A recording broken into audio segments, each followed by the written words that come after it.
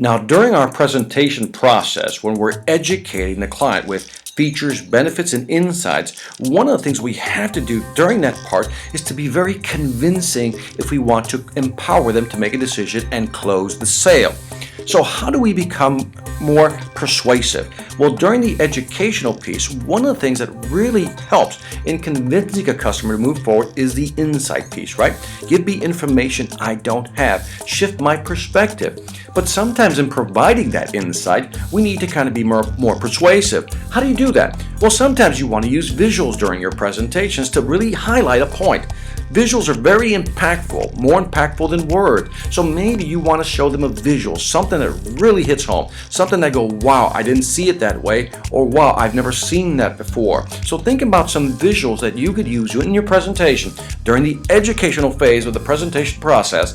During the education, what can we show them that will impact them? Maybe you want to show them some data, some studies. Here's some studies that were done.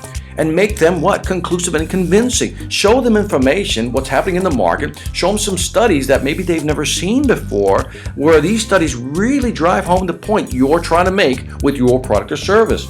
Sometimes even a testimonial might help. Now, written testimonials are great, letters are great, but the best testimonials are visual, right? Using video.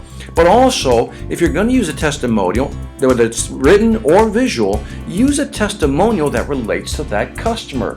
So for example, if you're talking to a couple, show them a visual testimonial, a video of another couple who was in a similar situation that they were in, and what was the outcome after they bought your product or service. Those are the most powerful visuals, and visuals that you can probably use in any presentation process. Also, you may want to use some calculators. Sometimes people want to calculate, well, how much money is this going to save me? Well, this is where you can actually start writing down numbers. Do some calculations for them. Well, how is this going to help me make more money? Well, show them the calculations there. Or really just talk about personally how it's going to help them from an individual perspective, and show them some before and after testimonials or visuals or videos. Get the idea? During the presentation process, when you're sitting with the customer during the meeting, you've empathized with them, you've asked a lot of questions, now you're presenting your product and service. You really need to use a lot of visuals to really communicate. Don't use too many words. I'm telling you right now, visuals are more powerful than anything you can say. So incorporate, whether it's visuals, data or study, testimonials, or calculators, how much money they can make, how much money they can save. These things, if you can begin to incorporate them into your presentation while you're talking to the customer, you will have a more effective close, and they're more likely to say yes than no, because people want proof. People want information that proves the point. And if you can do that through visuals, through data, through studies, through testimonials or calculators, then guess what? You're going to be more persuasive and more convincing.